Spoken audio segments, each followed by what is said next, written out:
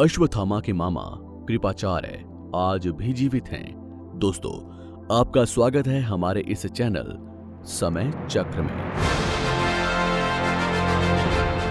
हस्तिनापुर के कौरवों के कुलगुरु द्रोणाचार्य के पुत्र अश्वत्थामा के मामा कृपाचार्य महाभारत के युद्ध में कृपाचार्य कौरवों की ओर से सक्रिय थे। इनकी बहन कृपि का विवाह द्रोणाचार्य से हुआ था। महाभारत के युद्ध में कृपाचार्य बच गए थे क्योंकि उन्हें चिरंजीवी रहने का वरदान था। गौतम ऋषि के पुत्र शार्दवान और शार्दवान के पुत्र कृपाचार्य की माता का नाम नामपदी था, जो एक देवकन्या थी। इंद्र के शार्दवान को साधना से डिगाने के लिए नामपदी को भेजा था, क्योंकि वे शक्तिशाली और धनुर्विद्या में पारंगत थे, जिससे इंद्र को खतरा महसूस होने लगा था। देवकन्या नामपदी या जानपदी के सौंदर्य के प्रभाव से शार्दवान इतने काम पीड़ित हो गए कि उनका वीर्य स्खलित होकर एक सरकंडे पर गिर गया। वो सरकंडा 2 भागों में विभक्त हो गया, जिसमें से एक भाग से कृप नामक बालक उत्पन्न हुआ और दूसरे भाग से कृपि नामक कन्या उत्पन्न हुई। शार्दवान नामपदी ने दोनों बच्चों को जंगल में छोड़ दिया, जहां महाराज शांतनु ने इनको देखा और इन पर कृपा करके दोनों का लालन पालन किया, जिससे इनके नाम कृप तथा कृपि पड़ गए। कृपाचार्य महाभारत के युद्ध में कौरवों की ओर से लड़े थे। महाभारत युद्ध के कृपाचार्य गुरु द्रोणाचार्य और भीष्म पितामह की जोड़ी थी। युद्ध में द्रोणाचार्य, कृपाचार्य और अश्वत्थामा तीनों ही भयंकर योद्धा थे। तीनों ने ही अपने युद्ध कौशल के बल पर पांडवों की सेना का संहार कर दिया था। कृपाचार्य जिंदा बच गए, जो कि 18 महायोद्धाओं में से एक थे। भीष्म और द्रोण के बाद उन्हें ही सेनापति बनाया गया था। कृपाचार्य अश्वत्थामा के मामा थे। कृपाचार्य की बहन कृपि का विवाह गुरु द्रोण के साथ हुआ था।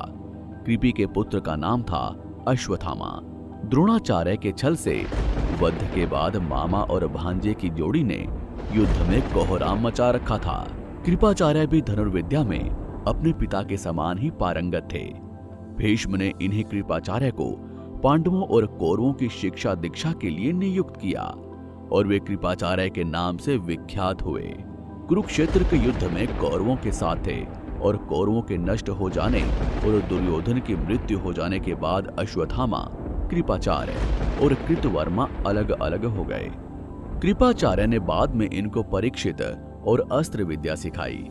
युद्ध में कर्ण के वधोपरांत उन्होंने दुर्योधन को बहुत समझाया कि उसे पांडवों से संधि कर लेनी चाहिए, किंतु दुर्योधन ने अपने किए हुए अन्यायों को याद कर कहा कि ना पांडव इन बातों को भूल सकते हैं और ना उसे क्षमा कर सकते हैं। युद्ध में मारे जाने के सिवा अब कोई भी चारा उनके लिए शेष नहीं है।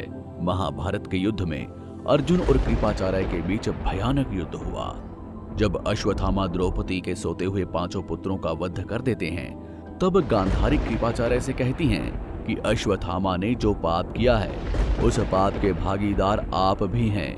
आप चाहते तो उसे ऐसा करने से रोक सकते थे। आपने अश्वत्थामा का साथ दिया। आप हमारे कुलगुरु हैं। आप धर्म और अधर्म को अच्छी तरह से समझते हैं। आपने ये पाप क्यों होने दिया? कृपाचार्य को इस बात का पछतावा भी हुआ था। भागवत के अनुसार सावर्णी मनु के समय कृपाचार्य की गणना सप्त ऋषियों में होती थी। अश्वत्थामा, राजा बलि, महर्षि वेदव्यास, हनुमान जी, विभीषण, कृपाचार्य, परशुराम व ऋषि मार्कंडेय, ये 8 अमर हैं। दोस्तों, क्या आप भी ये मानते हैं कि अश्वत्थामा के मामा कृपाचार्य आज भी जीवित हैं? आपको हमारे द्वारा दी गई ये जानकारी कैसी लगी? हमें कमेंट सेक्शन में जरूर बताएं। धन्यवाद।